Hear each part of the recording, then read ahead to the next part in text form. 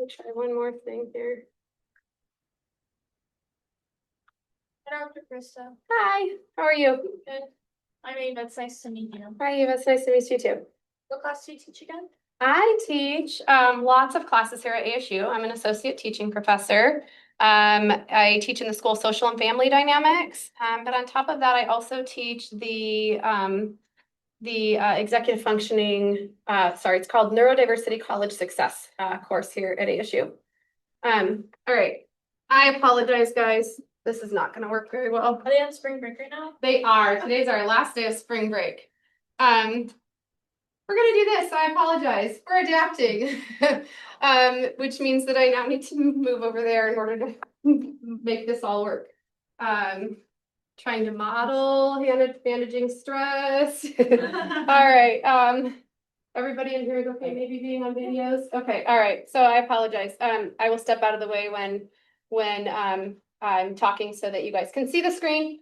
Yes, my name is Krista Puruhito. I'm an associate teaching professor here at ASU. But more importantly, I am also a parent of 3 neurodivergent children who love ASU. They come to work with me all of the time. So they helped me set up the tables last night.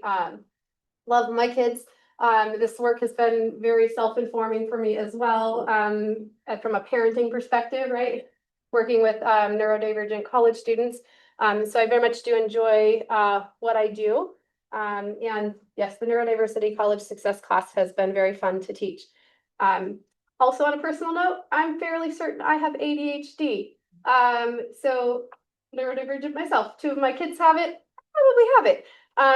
I talk really fast. I'll try to slow down when I notice I'm doing it. Feel free to say, hey, can you slow down, please, if you need me to slow down. We all process differently and all of the things. So, okay, so today we are going to go over tips for managing stress and anxiety during stressful times and transitions. And we're also going to talk a little bit about building some executive functioning skills.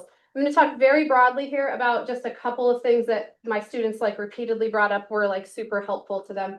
And then also how building those things and working on those now can help you during that transition period. So it's really hard to build skills when you are stressed, right? So that's again a repeating message I got from my students. These things are super helpful. I wish I had known them before I started college. So you guys are already a little bit ahead in that regard. So let's first talk about what causes you stress and what causes anxiety for some of you, if you're willing to share. Being late. Late. Oh, that's one for me too. Makes me super nervous. Yes. Go ahead. Sometimes having lots to do. Yeah, having a really long to-do list can be super overwhelming. Yes. You're like too much stuff to do. Yeah. Sometimes having too much to do in one day, right? Having to get too much done in a certain time period. Yeah. Not knowing what's going on. Oh, yep, that's another big one too. Yeah. Working with classmates that you don't like. Oh, yeah. That's a life skill we have to learn because unfortunately we're gonna run into people we don't like and we have to work with them even in the workplace. So totally okay. Understand that one as well. All right, so what helps us regulate and refocus when we are feeling anxious or stressed? Do you guys have strategies? Yeah. Go ahead. Drawing. Drawing, okay. Music, Walking. walking, exercise, fidget toys, all right. What do you do when you're feeling anxious or overwhelmed or stressed? I don't know. You don't know? I sit there. Supper. No, I mean at school. Taking a break. All right, so here's the thing, maybe some of the things I haven't, but I can. yeah, that's hard, right? To get up in front of all of your classmates and excuse yourself from the classroom, even if you're allowed to do it. Yeah, that's one of the accommodations my son has and he won't use it. So I understand that.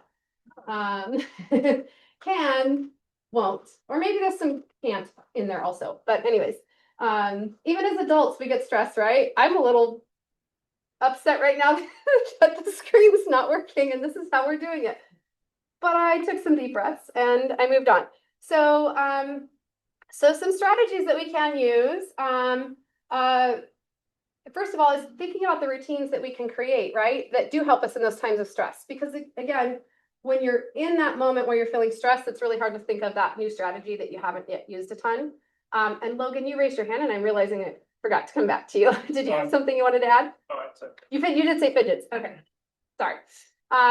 So one of the things we have to remember to do is to practice those strategies when we're not stressed out so that we can use them when we are stressed out.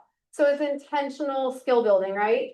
So if you build that into part of your routine every day where you're practicing your breathing or you're doing your art, first of all, it's therapeutic, right? So you're getting the benefit from it even when you're not stressed out or overwhelmed or anxious. But then you're remembering how to use that skill so that when you are in that state of stress that you can access it a little bit easier. It's really hard to think about how to calm yourself down if you're not practicing it enough or frequently. So building that into your routine so it becomes habit. For those of you guys that are adults, it's like driving home, right? Sometimes you go, oh wait, how did I get here? Because you've done it so many times, you know the road to go and your brain took you there and you were paying attention, but you kind of checked out a little bit and you did it, right? Which is automated. So, so things that we can do, these are examples like walking your new schedule. These are all big things that I have the first day of class when I had students show up and they're like, oh, I'm anxious, this, that, and the other thing. How can I better prepare? How many of you guys do that at high school? Do you walk your schedule in advance? What else do you do to get prepared if that's something that bothers you? So again, being on time, knowing you only have like what, 4 minutes between bells at one of our schools. What else can help reduce that anxiety about going to a new place and being on time? You print out a map. It's one way, right? You can print out a map and make sure that we know how to navigate it. Safe on Google. I'm sorry? Safe places on Google Maps. Safe places? Like full parking. Yes, yes, the parking costs. Neurodivergent. Yeah, some people were stressed by the parking situation this morning. I understand that. Yes. I like a specific path, like I take the same path to get to my classes every day, so I kind of know what the traffic's gonna be like. Yeah. So yep, you're very right. That routine, right? That's that routine and that habit. Another thing that for students who struggle with organization, setting up your notebooks in advance, right? And having that place to put all of your things that your teachers give you, instead of shoving them in your backpack. Because that makes it really hard to find stuff later, or it falls out when you open it up the next time and it gets left in your class. So lots of strategies for that. One of my favorite things is actually just like color code things. So I have like a different each class is a different color. Some people do it by days. Like if you're on campus Tuesday and Thursday, everything is one color. Monday, Wednesday, Friday is another color. That way you're grabbing all of your same colored stuff on those days you need to go, right? How many of you guys like to use calendars? Yeah. I got a couple of the high school. Okay, good. Working on an emerging skill over there, right? Electronic or paper? Electronic or paper, it doesn't have to be both. Okay, replicated, understand that totally. But having that visual representation of what your day is gonna look like is super important, right? But again, getting in the habit of doing that now so that when you get to college, it's not a new skill. Super important if you don't want your parents calling you and saying, hey, English starts in 30 minutes, you need to get out of bed and go to class. So give yourself some more independence if you're still reliant on some of those prompting, right? You can set your reminders and all of those things on your calendars. And I think that there's some more tips in here in a little bit on how to go over that.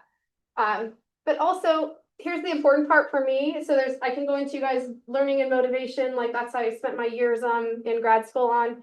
But focusing on the different variables of like internal and controllable or external and controllable, right? Because there's a lot of uncontrollable things in our lives, right? The wrong address for the parking garage, construction, there's all of the things that happen that we can't control. But focusing on the things that you can control gives you a little bit more ability to plan ahead and focus your efforts on those things. And then instead of saying what if, right? Okay, again, I'm an anxious person. The being on time, anyways. Yes, I get overwhelmed just thinking about being late. But shifting from what if this, what if that, and then spiraling into, oh, I'm just not even going to do it because there's too many things that could go wrong. But saying what if, okay, or even if, sorry, that's the appropriate phrase, even if I have 3 finals in 1 week and I I have to do them. I don't have a choice, right? Even if that's the situation, here's what I can do. And then you can break down how you're going to spend your time and what activities you're going to choose to give up or forgo that week, and work through your anxiety and the situation to kind of problem solve ahead of time instead of worrying about what could go wrong. You can control what's within your domain, right? So can you guys think what's something if like a what if that bothers somebody a lot? Does anybody have something that they can share? Yeah. Maybe what if you get a bad grade? What if you get a bad grade? Yeah. Yeah, but okay, even if you get a bad grade, what would happen? Because the worry is there, right? It's a legitimate worry. You worry about the Then bad grade. you still have a good grade in class. You might, yeah, it's one paper, right? Yes. If you get a bad grade, maybe you can ask someone if you can retake it. Yeah, you could, even if you get a Retake bad it, grade, make it up. you could ask if you could retake it. I have a PhD and I've gotten bad grades on quizzes and tests before, right? It's important for me to say that, for people to know, like, you can graduate college and still fail an exam. Like, it is not, it feels like the end of the world, but it's not. What's a PhD? It is the highest level of like a degree you can obtain. So there's like associate's degree, bachelor's degree, master's degree, and then doctoral degrees like PhD, medical degrees, JDs, like people who have practiced law. There's probably other smaller variations in there that I'm not including, but those are the big broad categories. So yeah. All right, so again, thinking about what even if this happens, even if I get a bad grade on that quiz, here's what I can do to solve it, okay? All right, and then understanding that the transition is an emotional process, okay? So you're allowed to have emotions, right? And these are kind of the process that we talk about, that the research talks about as well, about the emotional process of transition. So anticipating anticipation or the uncertainty that's going to come, that we're just not familiar, we're worried about what's going to happen, and the disruption and stress to your life, right? When you leave high school, that's like your routine and the familiar faces and all of the things that you've had for the past several years, and now you're going to a new place with new people and there's lots of unknowns, right? But there is an adjustment period, right? It takes time. It is stressful. We have to expect and anticipate that, and then we adjust into our new routines.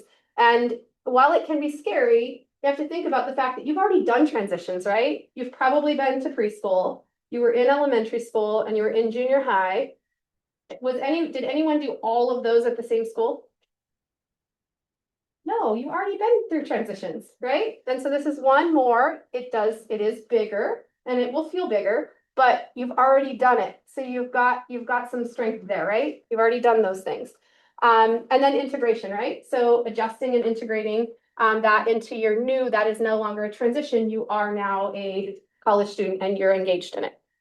And then, yeah, give yourself time to adjust. So again, having that expectation that it's going to take time. And we can talk about accommodations that can help with that adjustment later as well. If you guys haven't already had a talk with sales, they are great about providing those things. So ways that you can regulate your nervous system. We talked about this at the beginning when I asked you guys, how do you do some of those things? Breathing is the one thing that you can do. Friend in the front that I don't remember your name. When you are sitting still and you can't control where you are at or who's around you, you can stop and breathe. So you can do box breathing, you can do spiral breathing, you can do a body scan. I think that one's on my list. Yeah, body scanning. I do that one with my kiddo when I pick him up from junior high every day. I'm like, you're looking a little dysregulated. Let's do a body scan and tell me how you're feeling. And we start with feet and we work our way up our legs. He tells me if his back is sore or his shoulders are tense. And how does his belly feel? And we work our way through that. And that can kind of help you identify where you're holding your stress, right? Hold your jaw together really tight, but working through that and then releasing that, right? Say, oh, okay, yeah, I'm really tight. I need to relax and take some deep breaths, right? Those are some things we can do when we can't move out of the space that we're in. I used to be one of those people that hated someone telling me to go exercise or go take a walk. I'm like, yeah, I have 3 young kids who have disabilities. Who's going to take care of my kids while I go do these things to self-care? But I really do see the value of it now. Especially when you're super stressed out, even if you don't want to exercise, it is really one of the best things you can do for your emotions, and your body processes stress when you move. And so processing that and getting that, again, adjusting, even if you don't want to, find somebody to go with you, listen to your favorite music, do whatever it is you need to do. Go on it. If you're going on a walk, like make yourself look for things if that helps pass the time. Like I'm going to find 4 birds and go look for birds. But do those things. Also limiting your caffeine and alcohol during highly stressful periods. I know I'm one of those people who needs caffeine in the morning, but when you have highly stressful periods and you're drinking a lot of it, it can actually make it worse. It also causes you to be dehydrated, which causes other problems with your body. So being aware of those, and then body scanning again, super helpful. I wish that Stephen was here earlier. He does a lot of work on mindfulness, and he talks about body scanning from an autistic perspective. He's able to share how that works for him. But it reduces your sympathetic nervous system. So it really does help you kind of calm yourself down when you're feeling overwhelmed. Does anyone have any questions so far? I just want to say tapping is also Tap, yeah. something that can be really, like, when you think about a baby being upset, Yeah. right? We Tap, tap yeah. babies' backs. Yeah. It works for us too. Yeah, that's part of EMDR. I don't know if you guys have heard of that before, but yeah, that grounding is super helpful. And then also, this is a huge thing for our neurodivergent students transitioning from high school to college, is expanding your support network strategically, right? You're moving from those known people that you've worked with for the past 4 years and your classmates that you may have been in school with since kindergarten and your parents to being a little bit more independent and having different people to rely on. Now, I'm not talking about find people that are going to wake you up in the morning. Those are different types of strategies, but emotional support and physical support. So different people that you can consult when you are trying to work through problems and you're not really sure what your options are, or how to handle problems. Thinking strategically about who those people are. And so just as an example here, I'm thinking I have a student who this last semester, she's autistic. She went to a party with some friends. She has a really hard time with her tone, and her jokes come off as like serious. And she said something really dryly to somebody, and it was supposed to be a joke, and it went poorly. And she didn't figure it out until later. But she's like, I really wish I had had my friend with me that is able to help me interpret those things, because they could have helped like me go, hey, that joke didn't land right. And then she could have fixed it in the moment. She dwelled on that one thing for an entire week because she didn't go back and fix it. And she's like, okay, so now I know that I'm not ready really yet to do parties on my own. So I need to have a friend with me who can help me like navigate that emotional, that because it's very like she wants to be there, but she after the fact like picks apart every single part of it. And so again, strategically picking those people who you can rely on for certain types of support. And then also informational support. So Logan's a great example here. Our academic advisors. I think our students do not utilize their academic advisors as well as they possibly could be. It's not just about what classes do I need to take next semester. It's also about a lot of other things, right? Picking the right classes, the right electives, the time of day even that you take classes. I think a lot of students just grab the first 101 class that they see available and not thinking, oh, I am not a morning person. 8 a.m. is not going to be my jam. That's going to be a really hard class for me. Yeah. Are there advisors that are specifically trained to support people on the spectrum? I think we have some that have taken that professional development on their own, and we also have folks that self-identify as neurodivergent, but they are generally, and Logan, correct me if I'm wrong, generally program specific or college specific when you're assigned an advisor. So it's hard to just, I mean, you can ask when you go into that college, hey, do you have an advisor that, but there's usually sometimes a formula as to how they're assigned. But you can always ask, doesn't hurt to ask. And then informally, we have with at least at ASU, and I know U of A has through the SALT Center, with our GATE program, we have coaches and mentors. So on top of the academic advisor, we also have coaches and mentors who can help them figure out some of those things. And does GATE mean gifted and talented? No, GATE is, what does GATE stand for? Growth. Growth, achievement, transformation, Enrichment. enrichment, thank you. Daryl really likes acronyms and I really struggle. That's a test pass. Yeah, you had a question? Oh, I was gonna ask, the gate where you guys are housed, is that close to where we are here, or is that, where is that? Wilson Hall, my orientation is bad in here, I think we are that way, a couple buildings over. On a different mall, Are we near Durham? yes, Durham Hall is right there, language and lit, You guys remember the Hayden Library is the grass lawn? Okay. yeah, we're, If you look, the building.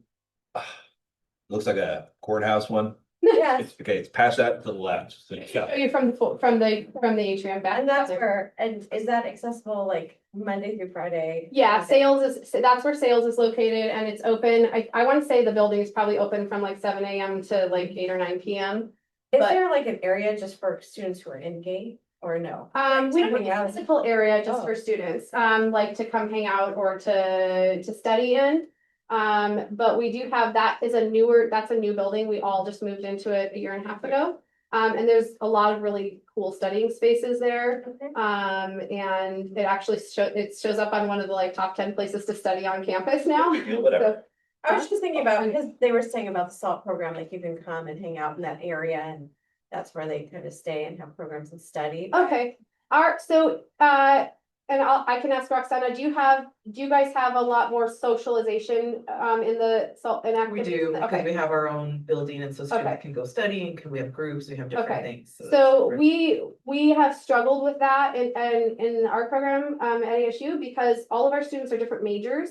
And they tend to want to hang out with people in their majors, not with other neurodivergent students at this time. I'm just saying that's been my general experiences where they're like, I'm film and media, I want to talk film and media. I don't, We have so, both, I mean, so yeah. it's like it's an opportunity Yeah. for both, because they're all in their own majors and all that yeah, too. we have social activities, people rarely come to them. I understand. And again, I think part of that, Appreciate the honesty. yeah, no, I think part of that is being a freshman and taking on all these new things and then also adding socialization on that to the bandwidth.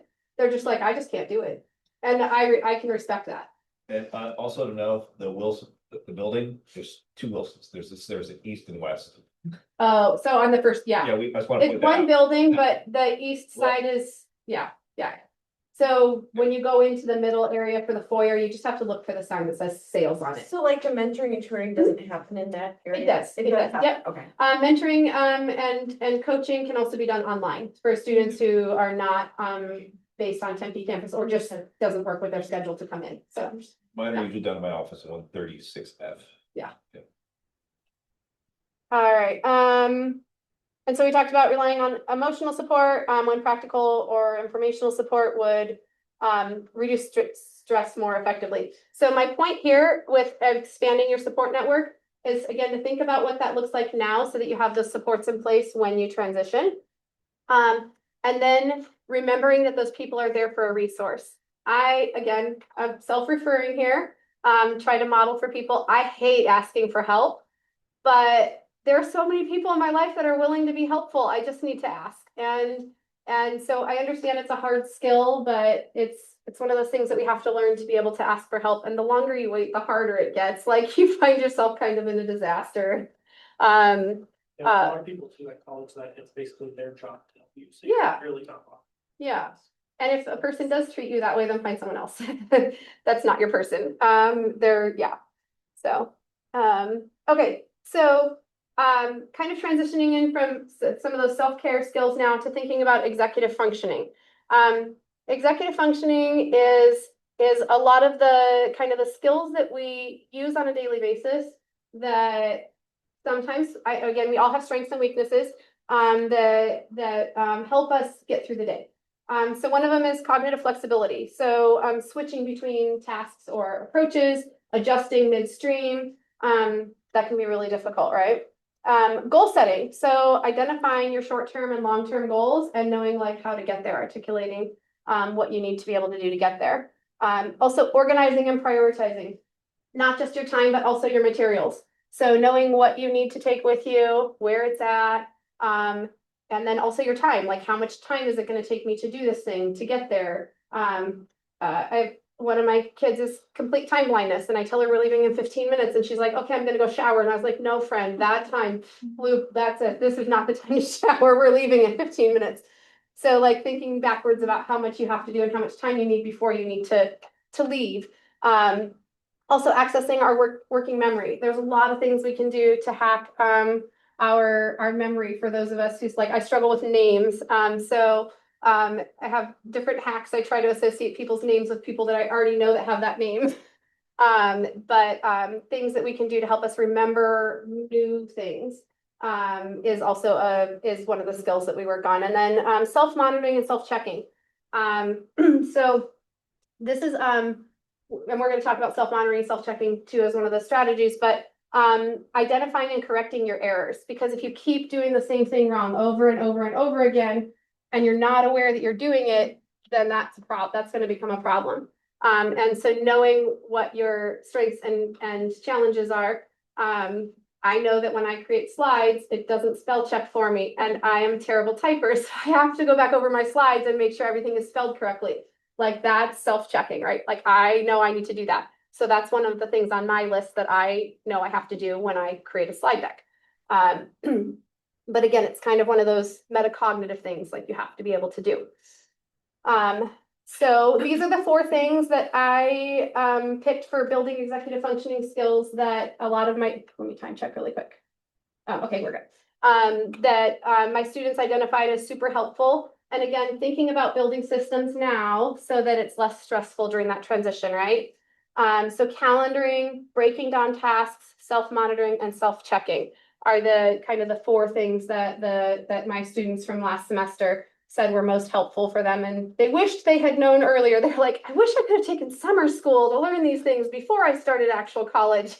And I was like, those are some goals. I'll write them down. But understanding how to effectively use a calendar system. I wish I could pull this up on the big screen for you. Maybe I'll try one more time to push the button and see if it works. It's not liking me. Okay. But putting your calendar, everything in your calendar, not just your classes, but when you're going to give yourself downtime, because that's important, right? So if you want to draw, you want to have art, like schedule that into your class so you don't, or into your schedule so you don't forget to have that time for yourself every day. And then also like when you're going to eat. I know some students struggle with remembering to eat. So putting that time on your calendar and using it as an alarm or whatever is effective for you to remind yourself to do those things. But also giving yourself, this gives yourself a blueprint. So when someone throws something at you out of the blue, like, hey, let's go play games at Snakes and Lattes on Mill Avenue on Thursday afternoon. You can go look at your schedule and be like, I have blocked out time for an exam I have the next day. And it really wouldn't be a good choice for me to skip that study time because I'm not doing well in that class. And so I really want to go, but can we go on Saturday instead? Right? It helps you make choices if you can use that to like schedule your time and remember. And again, super important, you're not just putting your classes on your schedule, you're breaking out time to study and do your work, because when you move from high school into college, you're not seeing your professors every day. They're not reminding you that you have to study and read, and you do all of your reading outside of class now.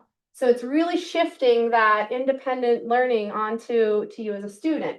And so putting it on your calendar like it's a job and it's a task at work to do will really help you make sure that you have that time broken out to be successful in your classes.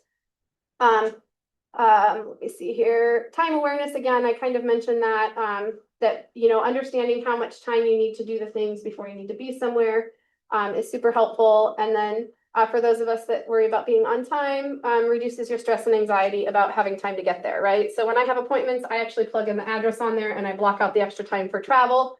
And that helps me know that I'm leaving at the right time. And it also helps you to think about long-term planning. So if you have a project that's due at the very end of the semester, and you can break that down, which is another skill we're going to talk about next, to break it down into how long you're going to need to spend on that and chunk it out and plan it over the semester so you're not like going 3 days without sleep before your project is due. And then I will post these slides online with the video as well. So there's a guide here to time blocking, which is super, super helpful. For students, I want to remind you that, sometimes less is more with studying. If you can only tolerate 30 to 45 minutes at a time, that's fine. You don't have to block 6 hours to do all of your studying at one time. Block it into smaller increments so that you're doing it throughout the day, so that it's a sustainable amount of time for you. Shouldn't feel painful to study. You know, give yourself, and then you can expand on it as you can tolerate it, and find your sweet spot. Because everyone has different, like, if you can hyper focus and it's your favorite subject and you want to spend 4 hours on history, then that might be doable for you. But if calculus isn't your jam and 30 minutes makes your brain hurt, then you start with that. Sorry, I pick on math. It's a common problem for a lot of students. This is a really hard to see slide from there, so I apologize. We talk about breaking down tasks in a lot of different ways. Sometimes first is understanding what is actually being asked of you. So if you're given written instructions, or if you're on a laptop, because a lot of times in college, when you transition, there's no more printed handouts. It's just everything's on Canvas, figure it out. You can take your Google Doc and you can highlight different words, right? Make different colors mean different things, or circle them.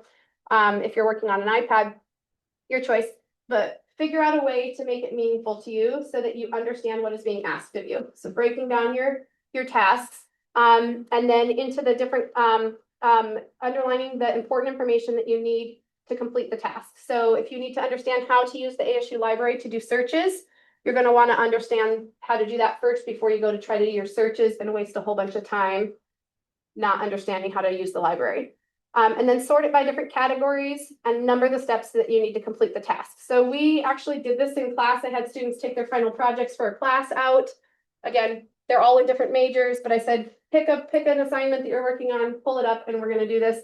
And we sorted it, and the light bulb went off for some of them. They were like, oh my gosh, I've been avoiding this task, because this is one of the reasons why we break things down, is because they're like, this was so overwhelming.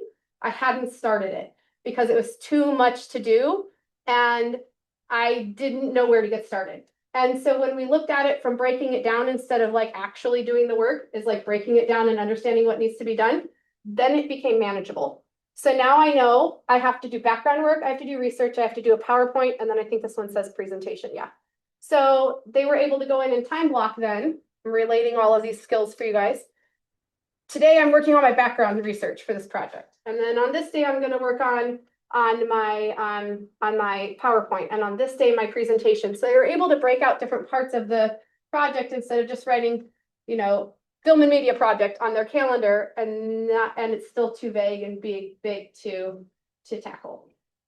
Yeah. Do you guys use Google Classroom? We don't. At ASU, we use Canvas. So Canvas is another learning management system. Similar in structure, where you turn assignments in and stuff like that. What does U of A use? They just transitioned to Brightspace Oh. instead of D2L. I'm not so familiar with Brightspace. We've done it before. We had Canvas, it was Blackboard here, but a lot of them are similar in structure. But your classes should open up at least a couple days before they start online so that you can navigate them.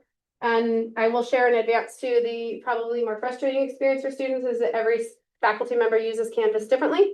Some will just post a syllabus and nothing else. Other people will have their entire course planned out on Canvas. And that is just instructor dependent, because I teach online, and so everything is there, and I do that for my in-person classes too because I'm used to it. But it will vary from instructor to instructor on how much is on Canvas. Do you need a accommodation for if the big lecture halls are gonna be too much, like you could do like a hybrid, like the small classes in person and the large ones online, if it's too distracting to be in like a 200, 300 person lecture hall? I'm not sure how that one works. I would almost err on the side of if you know that the large lecture hall is going to be overwhelming, that you could plan to take the class online, because most of our larger classes are offered online. I will tell you there are also 300 people in my online classes, Yeah. but you're not sitting there with them. Sure. So you don't need an accommodation to take an online class. Oh, you don't, okay. Nope. But you could be hybrid, you don't have to be in person, like all in person. The hybrid part is the part, so one class can be entirely in person and another class can be entirely online. But I'm unsure right now of ASU's rules, because this has changed since COVID. where we were hybrid, like it had to be like that we had a Zoom option and an in-person option for every class, and I think that that's gone away. But you could take one class online. Correct. And one class in person. Correct. I have a lot of students that do that. Yep. Yeah, there's also hybrid classes where like instead of meeting the typical 2 or 3 days a week, they only meet 1 day a week. Okay. And then there's other things to do on. So it should actually say, does it say hybrid on the Yeah, schedule? so It does, it'd okay. Be like a cross between an online class and then some classes. It's Yeah. basically like an online class that meets in person. Okay, I wasn't sure that those were still offered because things have shifted Yeah, there's since. no like Zoom component, it's just like, it's 1 Everything. day a week, and then then the canvas is built out like an online. Yeah. class. Perfect. Thank you, Logan. Appreciate it. So again, managing all of the, breaking things down to make them more manageable. All right, and then, whoops, where am I at? Oh, it's moving the. It's moving my, yep, that's fun. Okay, all right.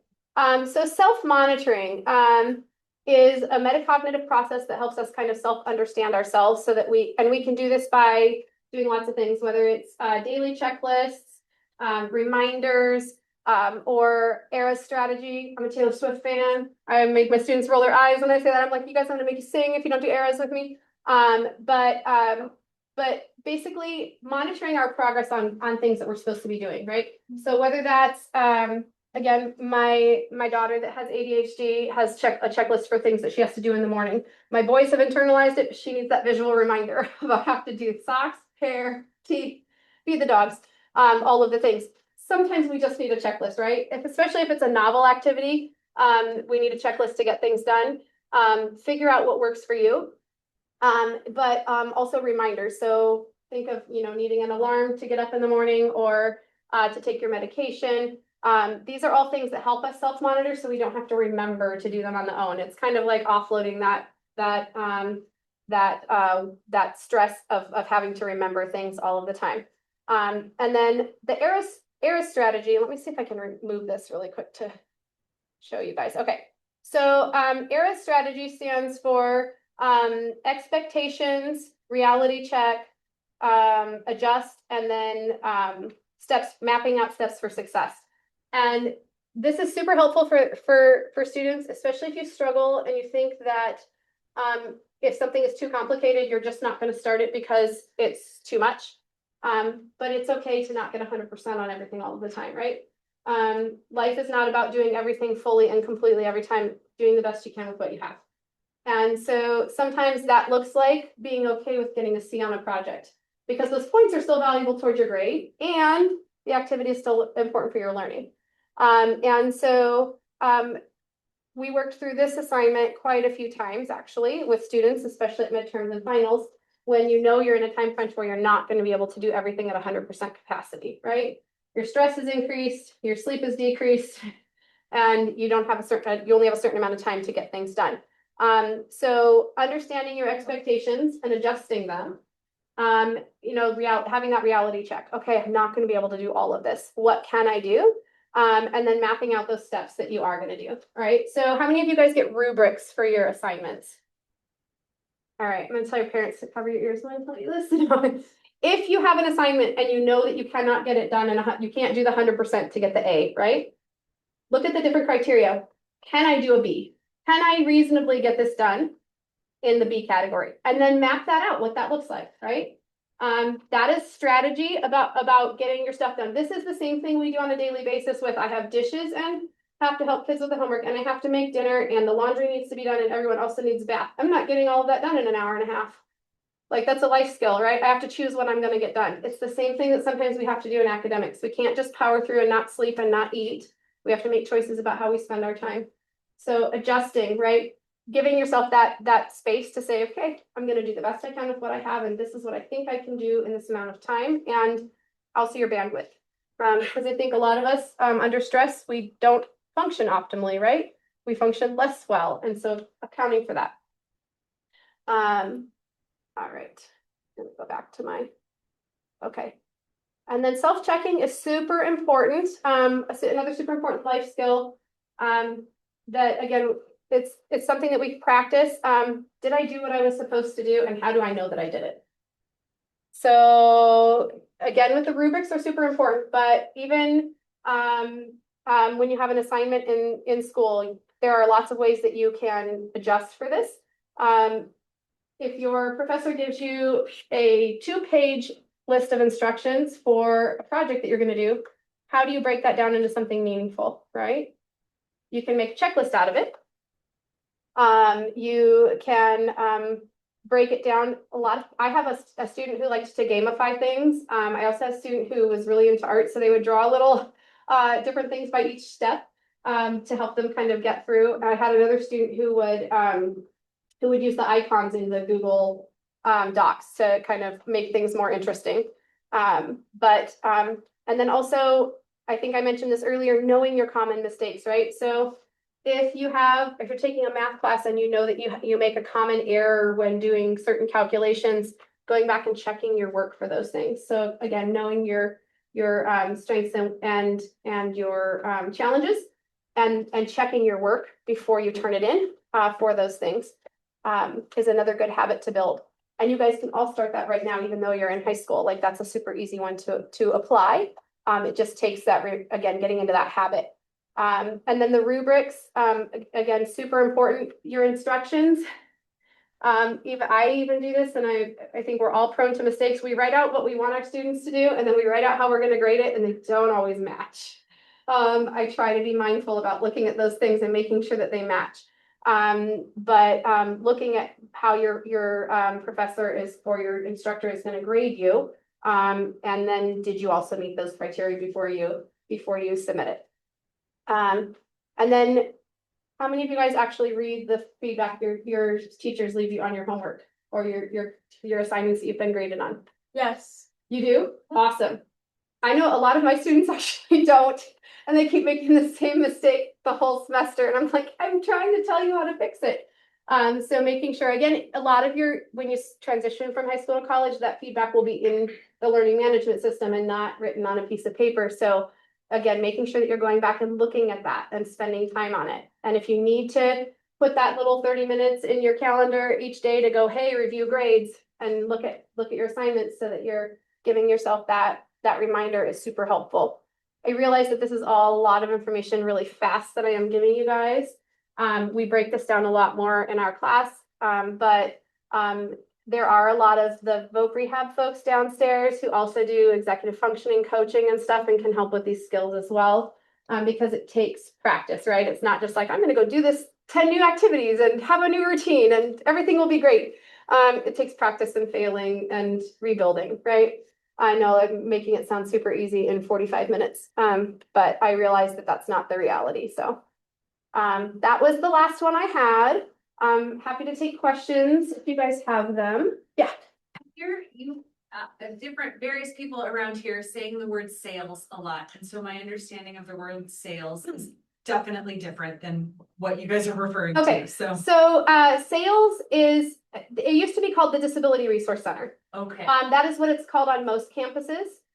They renamed ours here at ASU, and it means Student Accessibility and Inclusive Learning Services. Okay. So it is the same services, but more with a positive orientation towards we're here to make everything accessible and inclusive, not just to serve students with disabilities. So yeah. Okay, I love the intention, but I do think it's confusing. Anyway, my second question is like, yes to all of this.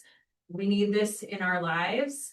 And is there, so you mentioned the voc rehab people downstairs. Yeah, so it's called Pre-Employment Transition Services. If you go on to it's the Arizona Department of Economic Security. I did videos with them today, and we're going to post them on the conference website later, but it tells you how to basically get into the pre-employment transition services, which do offer a lot of that support. There are multiple agencies that provide those supports, but you can fill out the referral form for pre-employment transition services, and then the state pays for those services for students with disabilities. Yeah, because I'm noticing that there's a lot of executive functioning coaches out there that have no qualifications. Correct. So it's just a little nerve-wracking. I struggle with even saying that that's what I do because there's no qualifications for it. If you find somebody who has a background in counseling, social work, education, they may know what they're talking about, but it's really hard to know. Yeah, it's not like you're a licensed psychologist where you've gone through and taken exams to be qualified to call yourself that. It's not. So yeah. Yep. Anyone else? Yeah. I have a quick question. Uh-huh. So like transitioning to college Mhm. is like a huge, there's so many things Mhm. involved. So, is the expectation that all students, who come into college take a full load? Like, I'm kind of wonder if it would be better to maybe take 2 classes, really get your feet under you, understand what it feels like to take the 2 classes, feel successful, and then kind of build on that. Yeah. Is that something that's possible? It is possible, and I'll answer this 2 ways. Universities have the expectation that students will enroll full-time and complete their degree in 5 years. Is that reasonable for most people? No, I did not even do that. I think that you have to think about what is going to be the best way for your student, or for you individually, to experience success. And if that means enrolling part-time, then do it part-time. It's a marathon, it's not a sprint. You're not competing against somebody. So set yourself up for success. And if that means part-time, then take part-time. I will say this, and Adara will be mad at me for mentioning this. But if you are a student that relies on scholarships or financial aid, and you have to be enrolled full-time in order to receive those things, there is an accommodation. I do believe it's hard to get. You have to justify the need for it. But you can ask for a reduced course load due to your disability. And you have to demonstrate it. I'm not saying it's easy to get, but what that allows you to do is be enrolled in a decreased course load, but for financial aid purposes, to remain eligible for financial aid, still get that. Now, it does still impact things like Pell Grants. If you're only eligible for them for 5 years, think that that's the limit. It doesn't matter if you're part-time or full-time. At the end of the 5 years, you're no longer eligible for Pell Grants. So there are financial implications for that, but it is entirely possible. There are different ways to do enrollment, and Roxana, you have something to say about that? I was just gonna add too, Arizona, we're fortunate to have really also fantastic community college systems. Yeah, we And are. that's also another way for many students to bridge that transition to the university. Take a couple classes, gain some confidence. It's a little smaller Yeah. environment, so we are big fans of the community college systems. Yeah, I personally, I work at ASU. I have for many years. I love being here. I hope my kids eventually come here. But I don't see my oldest one starting here. I get overwhelmed driving into campus. Like, I don't see him navigating that at first. It may change, he may, but community college is not a bad thing. It's a smaller campus, you have smaller classes, a lot of things are more controllable, again, focusing on the what we can control part. So it's to each his own. Some people can tolerate the commute or the dorms, and that's what they want, and so then you work towards that. But yeah, it's whatever works best for you. Guys have any questions? No? Logan, do you have anything you want to add? No? I would also say, on your first day, introduce yourself to your professors. Yeah. Personalize it, shake your hand, that will be a great asset you will have by doing so. Yeah. They will not forget you. Yeah, and if you feel so bold as to advocate, I think Stephen mentioned lots of different, again, time and place, right? What feels safe to you. You can reach out. You don't have to tell them what your disability is, but you can say, I struggle with these things and I need this to be successful. Whether or not it's an accommodation you have, you voiced it in advance, and then later on when you are struggling, they can go, oh yeah, I remember you saying that. I'm sorry for not helping you with this. Here's what I can do. So yeah, learning how to advocate for yourself is super hard, but it's worth it. If you do pour on an exam or quiz or whatever, Immediately immediately make an appointment to see them. Yeah. And that will really get through the core trials. And Yeah. you need absolute ammunition, and you're not alone, just most students don't do that. And a lot of students miss what you missed, but you Yeah. get it, and they'll really kind of figure it out. Yeah. It's essential to do. And it's also good feedback for the faculty Yeah. member, right? Maybe I really just poorly worded an exam, and the more students that come to me, I'm like, okay, this is a problem. I need to fix it. It's a problem with my exam. Something's not right, and let me go fix it so that students can do better. And That I've looked at questions before and gone, oh yeah, I can see how that was misleading. And especially even just using plain language, I've learned over the years, teaching neurodivergent students, I was like, I shouldn't be wording things that way. And I ask them, what's the takeaway from the class? And I get a list of things that they want me to leave out of the class next semester. I'm like, fair point. Okay, I worded it wrong. Yeah, the more you're able to communicate with your faculty members about what you need to be successful, the more I think that they will be able to help you. So. All right. I appreciate everybody coming today. We do have a closing session downstairs in the main room. If you guys have any final questions. And then when all of the videos from this are edited, we are going to put them online and we'll send out another email to let you guys know that those are available. So you guys don't have to miss anything. You can watch it later online. Thank you. All right. Thank you so much. Take care. Appreciate your